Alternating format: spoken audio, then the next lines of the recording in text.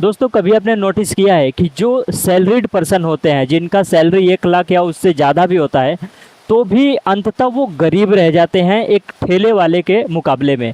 जैसा कि आपको पता है, ठेले वाले के बहुत बड़ा सेटअप नहीं होता है, वो मतलब रोज का थोड़ा थोड़ा पैसा कमाते हैं और कुछ ही सालों में जो हाई पेड सैलरी वाले पर्सन होते हैं, जिनके सैलरी जो है 1 लाख या उससे ज़्यादा होता है, 2 लाख 3 लाख, उनसे भी आगे चले जाते हैं। आखिर कैसे, आखिर वो कौन सा तरीका है जिनसे ये जो छोटे बिजनेस वाले या छोटे ठेले वाले आखिर कैसे इतना आगे चले जाते हैं, और जो बहुत ही ज़्यादा पढ़े लिखे पर्सन जो कि हाई पेड सैलरी वाले नौकरी करते हैं, अच्छे अच्छे जॉब करते हैं लाइक एमएनसीज कंपनी में, फिर भी उनका जो ग्रोथ रेट है, उनका जो लाइफ में जो ग्रोथ मिलना चाहिए वो नहीं मिल पाता है। जैसा कि आपको पता है, सारे लोग खुद को ग्रो करने के लिए ही काम कर रहे हैं। जिनको सैलरी मिल रही है वो भी चाह रहा है कि हम भी आगे बढ़ें, बहुत आगे बढ़ें। और एक जो ठेला चला रहा है ना, छोटा सा सब्जी बेच रहा है ना, जो पर डे का सब्जी बेच के अपना गुजारा कर रहा है, वो भी सोच रहा है कि उनका जीवन पहले से कहीं ज़्यादा बेहतर हो जाए और वो अपने जो अभी का जो पोजीशन है उससे कहीं आगे चले जाएं। दोस्तों हर एक इंसान आगे बढ़ना चाहता है, लेकिन अंततः 10 या 20 साल में आप देखोगे कि जो सैलरी वाला पर्सन होता है, हालांकि वो भी आगे ही बढ़ना चाह रहा था, पर उतना आगे नहीं बढ़ पाया या बिल्कुल ही नहीं बढ़ पाया कंपेयर टू ये कि जो सब्जी बेच रहे थे या ये कि जो चाट समोसे बेच रहे थे। मतलब छोटा सा स्टॉल लगा करके भी अच्छे से ग्रो कर लेते हैं। आखिर क्या कारण है? देखिए, अच्छा एक एग्जाम्पल से समझते हैं। मान लीजिए रामू काका है जो कि सब्जी बेचते हैं, एक छोटे से ठेला लगा करके।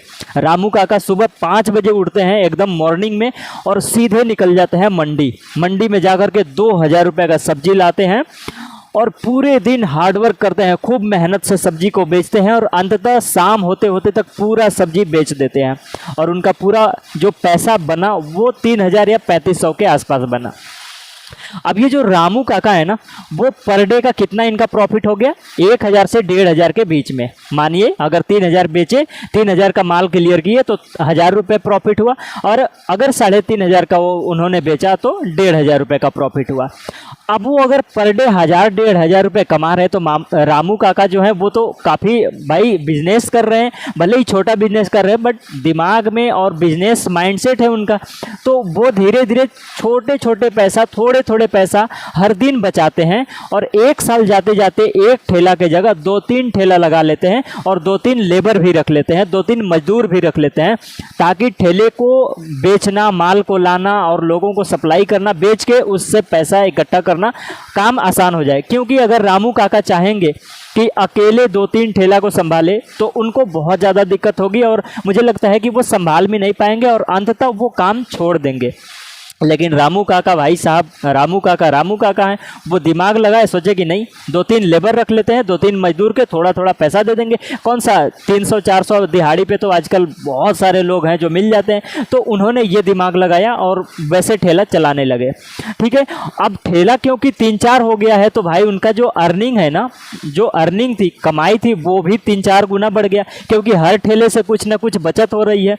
अब रामू काका का थोड़ा थोड़ा पैसा, अब कुछ ज़्यादा पैसा बचने लगा, जिससे वो जो है ना 7-8 साल होते होते तक जो है वो बहुत बड़ा व्यापारी बन चुके हैं। क्यों? क्योंकि उनके पास जो पैसा का भंडार था ना वो धीरे धीरे बढ़ने लगा और रामू काका अब जो है ना दूसरे शहर से बड़े बड़े ट्रक से सब्जियां मंगाते हैं और सीधे उसे होलसेल में बेचते हैं, जिससे उनका कमाई बहुत ज़्यादा होता है। एक आम इंसान वहाँ तक सोच भी नहीं पाता जहाँ तक रामू काका इतने जल्दी पहुँच गए। दोस्तों ये रही रामू काका की कहानी। अब दूसरे साइड चलते हैं, जिनकी जो सैलरी है वो काफ़ी हाई पेड है, लाइक 1 लाख, 1.5 लाख, 2 लाख, 10 लाख तक भी मान लेते हैं, कौन सा दिक्कत है। तो मान लीजिए एक व्यक्ति है जिनका सैलरी है 1 लाख रुपए। अब 1 लाख रुपए सैलरी है भैया, तो भाई उस हिसाब से उनका जॉब भी होगा, उस हिसाब से उनका कंपनी भी होगा, उसी हिसाब से वहाँ लोग आते होंगे, भाई हाई स्टैंडर्ड लोग आते होंगे। अब भाई महीना में 1 लाख रुपए मिल रहा है, तो भाई 1 लाख रुपए मिल रहा है तो उनका परिवार भी तो है, परिवार में जा रहा है। देखिए अगर 1 लाख पर्सन को मिल रहा है ना सैलरी, तो उनके खाने पीने का, उनके बच्चे का पढ़ाई का फीस, उनके घर का रेंट हो गया, उनके कुछ कार का समझ रहे हैं ना भाई, बड़े लोग हैं उनमें खर्चा होता है, कार वार है तो भाई फिर तो कहना ही नहीं। और ईएमआई, भाई साहब ईएमआई कैसे पीछा छोड़ सकता है इन लोगों का, जिनकी सैलरी 1.5-2 लाख रुपए होता है, इनको ईएमआई कभी छोड़ेगा ही नहीं, क्योंकि भाई साहब सैलरी इतना है और ईएमआई ना हो, भाई साहब ऐसा हो ही नहीं सकता। तो होता क्या है ना, दरअसल इनको सैलरी तो मिलती है 1 लाख रुपए, लेकिन अगले महीना 20 तारीख आते आते तक इसका सैलरी जो होता है ना वो पूरा स्वाहा हो जाता है, पूरा स्वाहा, कुछ बचता नहीं है भाई। अगर थोड़ा बहुत कुछ कटौती करके बचा भी ले तो उनका कुछ पैसा ऐसे ही चला जाता है, लाइक शादी में, पार्टी में, किसी का बर्थडे पार्टी है, किसी का ऐसे चला जाता है, दोस्ती यारी गुटखा सिगरेट। अगर ये है तो भाई साहब तब तो और भी बुरा हाल है। चाचा क्या कह रहा हूँ, इनका जो सैलरी होती है ना वो सीधे ऐसे उड़ जाता है 20 तारीख आते आते तक। भैया आप बताओ, जिनको पैसा इतना खर्च करने का शौक लगा हो, जिनका स्टैंडर्ड इतना हाई लेवल का हो, 20 दिन में लाख रुपए तो खर्चा कर दिए, अब बाकी का 10 दिन बचे, चाचा क्या करोगे, खाना नहीं खाओगे, खाओगे ना। उसके लिए ये लोग करते हैं क्रेडिट कार्ड, बहुत ही सुनने में मजा आ रहा होगा, क्रेडिट कार्ड बस निकालना है, हाँ निकालना ही है। कहने का मतलब है कि जब इन 20 दिन के बाद ये लोग क्रेडिट कार्ड का जब यूज करते हैं ना, तो क्रेडिट कार्ड एक ऐसी मकड़जाल है ना, एक बार फंस गए ना चाचा नहीं निकल पाओगे, कभी नहीं निकल पाओगे, क्योंकि एक क्रेडिट कार्ड का बिल भरते भरते दूसरा बार फिर से तुम्हें निकालना पड़ेगा और तीसरा बार फिर से निकालना पड़ेगा, वैसे वैसे करते करते इतना बड़ा जंजाल हो जाता है कि 2-4 साल आते आते तक आपका पूरा के पूरा सैलरी उसमें घुस जाएगी, फिर भी आपका क्रेडिट कार्ड का जो बिल है, ईएमआई है, वो फाइनल नहीं हो पाता है। और दोस्तों अब कंपेयर करते हैं, यहीं पे आता है अलग दिखने का लेवल। जैसे हमने पहले बात किया था कि आखिर एक छोटे ठेला वाला जो लोग होते हैं ना वो कैसे आगे निकल जाते हैं। अब आ रहा होगा आपको समझ में कि जो लोग जो ठेला चला रहे हैं ना, आपको मालूम है कि वो धीरे धीरे करके थोड़ा थोड़ा ही पैसा है, मैं ये नहीं कह रहा कि बहुत बड़ा पैसा एक ही बार जमा करना है, नहीं, थोड़ा थोड़ा हर दिन करना है, हर दिन। और 10 साल आते आते तक, भाई 10 साल बहुत लंबा पीरियड होता है ना, तो 10 साल आते आते उनका जो पूंजी होता है वो काफ़ी बड़ा हो जाता है, उनका जो बिजनेस है काफ़ी बड़ा हो जाता है, जिससे वो दिखने लगते हैं कि हाँ यार रामू काका तो काफ़ी आगे निकल गए। लेकिन वही जो पढ़े लिखे इंसान है, जो मल्टीनेशनल कंपनीज में काम कर रहे हैं, लाख 1.5 लाख 2 लाख रुपए सैलरी पा रहे हैं, वो भैया हाई स्टैंडर्ड को फॉलो करने में उनका पूरा ज़िंदगी नर्क बन जाती है और अंततः वो ज़िंदगी भर नौकरी करते रह जाते हैं, लेकिन उनका जो ईएमआई का प्रेशर रहता है ना वो कभी नहीं डाउन होता है। भाई एक ईएमआई को फाइनल करने के लिए दूसरा ईएमआई लेना पड़ता है, दूसरा लोन लेना पड़ता है, और दूसरे को तीसरा, तीसरे को चौथा, चौथे को सातवां, आठवां, भाई साहब loan loan loan loan loan loan, sir दर्द हो जाता है भाई उनका, क्या करूँ, बहुत ही ज़्यादा दिक्कत है।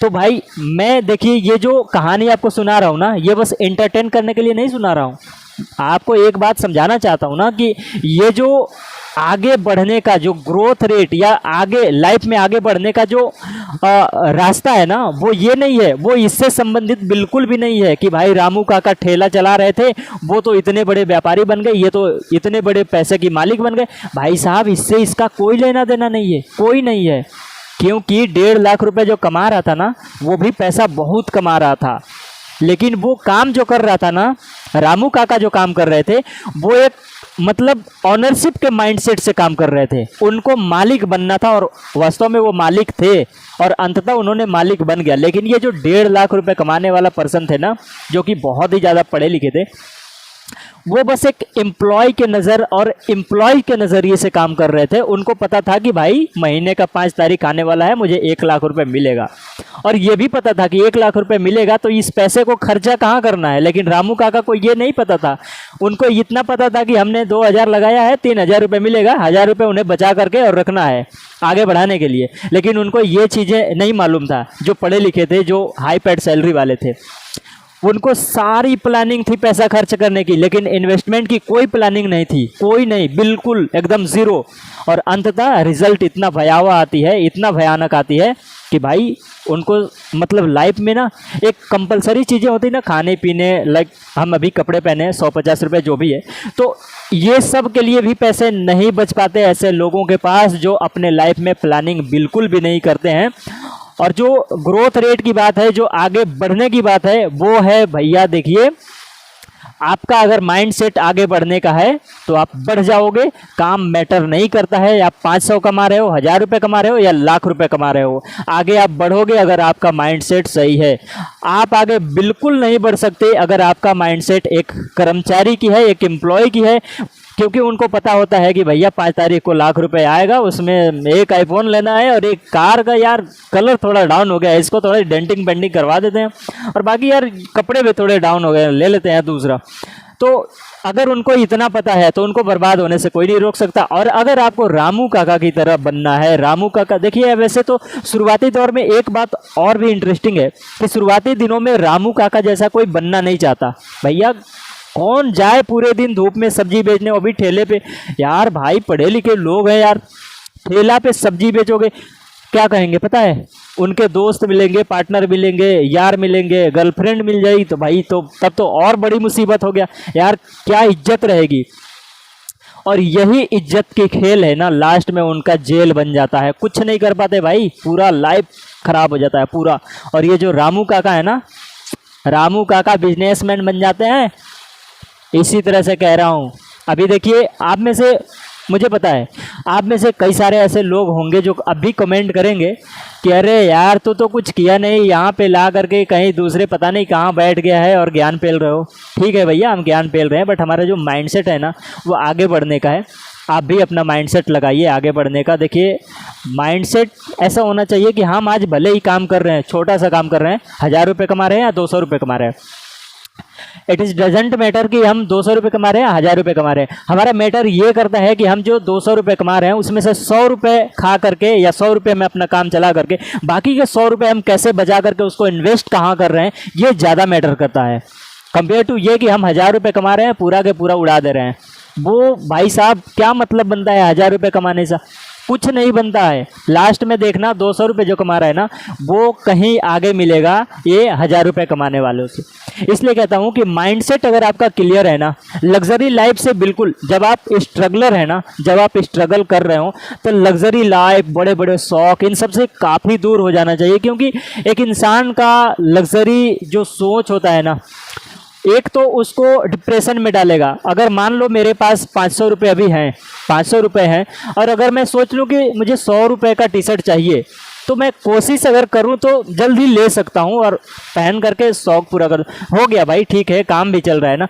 लेकिन अगर वही चीज़ 500 रुपये, 1000 रुपये है मेरे पास, और अगर मैं सोच लूँ कि यार ये बंदा देखो ना 2000 रुपये का टी शर्ट, वाह कितना ब्रांडेड है यार, काश मुझे भी मिल जाता। अब ये जो काश वाली शब्द यहाँ पे घुसा ना, ये आपको चैन से सोने नहीं देगा, चैन से जीने नहीं देगा। और ये बोलेगा कि अरे यार 2000 की ही तो बात है, 500 तेरे पास है, 1500 कहीं से जुगाड़ कर ले, 500 दोस्त से मांग ले, 500 कहीं कहीं जुगाड़ कर ले यार, हो जाएगा 2000 रुपये। अब कैसे भी करके 2000 रुपये जुगाड़ कर लिया और एक मस्त एकदम ब्रांडेड एकदम कपड़ा लिया, पहन के दोस्तों के बीच में भौकाल बनाया, बच्चा ला के दे भौकाल बनाया मस्त एकदम। ठीक है भाई, कितना दिन भौकाल चलेगा? 10 दिन 20 दिन, उसके बाद थोड़ी ना तुम्हारे वही ब्रांडेड कपड़े या आईफोन जो भी लिए हो तुम, उसी के ऊपर थोड़ी ना कोई ज़िंदगी भर देखेगा यार। फिर तो नॉर्मल हो जाएगा ना वो भी। और बाकी जो तुमने उधार लिया है सर पे है तेरा, उसको देना है चाहे जहाँ से दो। तो इसी तरह से जो ज़िंदगी झंड होने का रास्ता है, खास करके फाइनेंस मतलब पैसों के बारे में, तो यही तरीका है कि काफ़ी मतलब सादा सीधा जो सादा सुदा जीवन होता है जीजिए। और बाकी अगर पैसा आपके पास आ रहा है तो उन पैसों को बचाइए, जितना हो सके इन्वेस्ट कीजिए। मैं ये नहीं कहता कि आप शेयर मार्केट में कूद जाइए या कहीं ऐसे जगह पे जहां आपका पैसा डूबने का चांस हो, नहीं, आपको पैसा इन्वेस्ट करना ज़रूर है, पर बहुत ही होशियारी से, ऐसी जगह जहाँ से पैसा बढ़े, पैसा भी बढ़े और पैसा का मतलब सिक्योरिटी भी होना चाहिए। कंफर्म ये बात होना चाहिए कि भैया मेरा पैसा डूबना भी नहीं चाहिए। ऐसे बहुत तरीके हैं, अगर आप कहोगे तो मैं इसके ऊपर भी वीडियोस बना दूंगा, जहां से अगर आप थोड़ा थोड़ा पैसा, मैं ये नहीं कह रहा कि लाखों रुपए आपको जमा करना है, नहीं, मुझे पता है हमारे जैसे लोगों के पास लाखों और करोड़ों रुपए होता नहीं है। जो होता है हमें उसी में से इन्वेस्ट करना है, उसी में से बचा करके इन्वेस्ट करना है, जिससे जो थोड़ा बहुत पैसा है वही पैसा आगे जाके और बड़ा पैसा बन जाए। तो मैं इस बात को समझ सकता हूँ कि आपको बहुत ज़्यादा पैसा एक ही बार इन्वेस्ट नहीं करना है। ये भी समझ सकता हूँ कि जो थोड़ा थोड़ा पैसा है उस पैसे को सही तरीके से इन्वेस्ट कहाँ किया जा सकता है जिससे पैसा डूबे ना और वो पैसा दिन ब दिन बढ़ता ही रहे। भले थोड़ा ग्रोथ रेट थोड़ा कम हो सके, कोई दिक्कत नहीं है, पर इससे तो अच्छा है ना कि आपका पैसा मान लो किसी ने बता दिया कि यार शेयर मार्केट में पैसा लगा दो 3 महीना में डबल हो जाएगा। अब साला 3 महीना 2 महीना के अंदर क्या पता चला वो पैसा उसका वैल्यू और डाउन हो जाए। 5,000 लगाया, क्या पता वो 1,000 रुपये का भी ना बचा हो।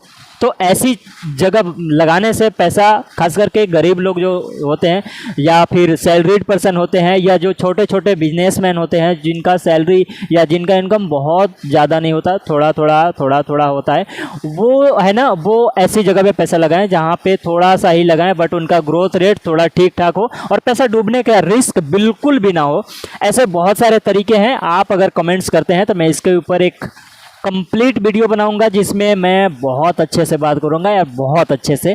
तो उम्मीद करता हूँ वीडियो पसंद आई हो। पसंद आई तो प्लीज़ लाइक कर देना यार, क्योंकि हम भी, मुझे लगता है कि 4-5 साल से यूट्यूब पे मेहनत कर रहे हैं पर अभी तक यार चैनल देख सकते हो यार कितना आगे है। 400 सब्सक्राइबर हैं भाई, 400। तो इसलिए कह रहा हूँ ना कि प्लीज़ यार सब्सक्राइब कर दो। हो सकता है कि 401 सब्सक्राइबर हो जाए तो थोड़ा सा खुशी मिल जाती है। और तो मुझे अभी कुछ पैसा वैसा मिल नहीं रहा है इससे, पर आपकी सपोर्ट रही तो जल्दी मिलेगा। उम्मीद करता हूँ आपको भी मज़ा आया होगा। मज़ा आया तो यार लाइक कर देना यार। फिर से मिलते हैं एक और वीडियो में, बहुत ही नॉलेजेबल वीडियो में। तब तक के लिए